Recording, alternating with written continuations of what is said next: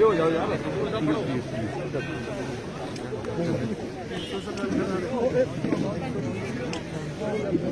आए सुबह से कुछ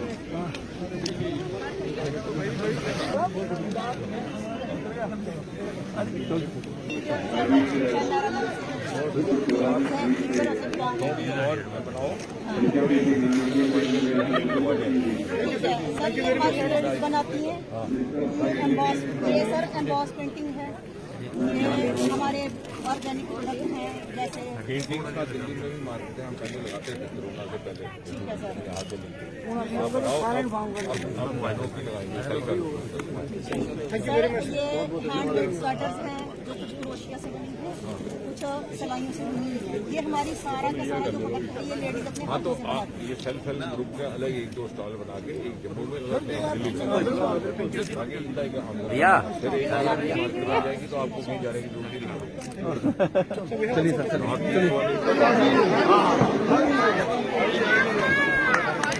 डॉक्टर जितेंद्र सिंह जी डॉक्टर जितेंद्र सिंह जी नरेंद्र भाई मोदी जी भारत माता की भारत माता की बीच में विराजमान है। हम दिल की गहराइयों से और बसोली के आवाम से और जितने भी लोग जहां से भी आए हैं वो हम प्रधानमंत्री श्री नरेंद्र भाई मोदी जी के साथ। आपने देखा होगा कि पिछले 7-8 वर्षों में जब से श्री नरेंद्र मोदी ने प्रधानमंत्री के रूप में देश का कार्यभार संभाला है तो 3 स्तरीय प्रगति हुई, विकास के स्तर पर, प्रशासन के स्तर पर, और जहां कोई किसी चीज की कोताही रह गई थी, जहां न्यायपूर्वक साधनों का वितरण नहीं हुआ था वहां। और उसके चलते आज ये परिणाम है कि यदि आप इस क्षेत्र में देखें तो लखनपुर से आप शुरू तो हर 2 किलोमीटर के बाद आपको विकास का कोई स्मारक है, चाहे वो कीड़िया गलियाल का पुल है, चाहे वो आपके बगल में यहाँ अटल सेतु अपनी तरह का उत्तर भारत का पहला पुल है, भले ही वो उत्तर भारत की पहली बायोटेक्नोलॉजी पार्क है, भले ही वो इस कॉन्स्टिट्यूंसी में मात्र एक ऐसी कॉन्स्टिट्यूंसी जहाँ 3 मेडिकल कॉलेज हैं। पुलों का जाल बिछ गया है, लगभग 2 दर्जन पुल मात्र कठुआ जिला में बने हैं, केंद्रीय विद्यालय, अनेकों डिग्री कॉलेजेस, हाईवेज को देखिए तो इसी क्षेत्र से होता हुआ एक अद्भुत हाईवे उसकी योजना तैयार है, और छतरगला टनल से होता हुआ लखनपुर को बसोली बन्नी से नामता हुआ छतरगुल टनल उस पहाड़ से गुजरता हुआ वो सीधा डोडा और भदरवा को जाएगा। उसके बाद मात्र इस पूरे रास्ते का सफर रह जाएगा 3-4 घंटे। एक्सप्रेस कॉरिडोर यहाँ से बन रहा है, 1.5-2 साल में वो तैयार हो जाएगा, आप दिल्ली 5-5.5 घंटे में पहुंच सकेंगे। उसका वाइडनिंग का काम हाईवे का शुरू हो गया, 2 पहले हाईवे विलेजेस ही बन रहे हैं।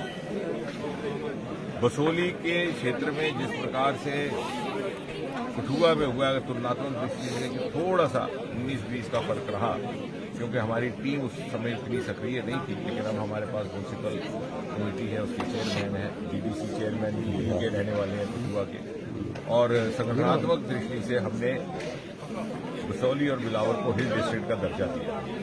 लेकिन इस सारे समर्पण से, जिस ईमानदारी से इस टोली ने काम किया है, उससे ये फिजा बदली, और आज माहौल ये है कि दूसरी पार्टियों के लोग भी बेसब्र है भारतीय जनता पार्टी में शामिल होने के लिए। और मैं अभी भी ये कह रहा था कि वो लोग जो कल तक हमारा मजाक करते थे, हमें झंडा झंडा पार्टी कहते थे, आज वो हमारा झंडा उठाने के लिए बेसब्री से इंतजार कर रहे हैं, और जिनको मौका नहीं मिल रहा वो इसीलिए परेशान है।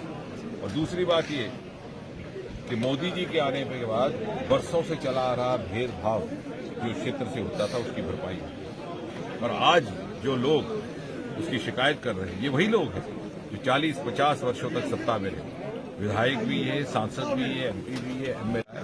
आपको याद होगा प्रारंभ में भी जब वैक्सीनेशन शुरू हुआ था तो सबसे पहले हेल्थ वर्कर्स और वॉरियर्स को दिया गया। मोदी जी ने स्वयं भी अपना वैक्सीन बाद में दिया जब उस एज ग्रुप का वैक्सीन शुरू हुआ। तो ये एक ऐसी सरकार है जो जिस चीज की जहां आवश्यकता है, जितनी मात्रा में आवश्यकता है, वहां पहले पूर्ति करती है। और इसीलिए मोदी जी की हर निर्णय पर जनता को विश्वास है, और मोदी जी को भारत की जनता पर। सर, गुलाम नबी आजाद का एक बयान सामने जिसमें उन्होंने कहा है कि वर्तमान सरकार से जो राजा महाराजाओं का दौर था काफी बेहतर था। क्या कहें? क्या वो चाहते हैं कि लोकतंत्र हो के ना हो? मूल प्रश्न तो ये है।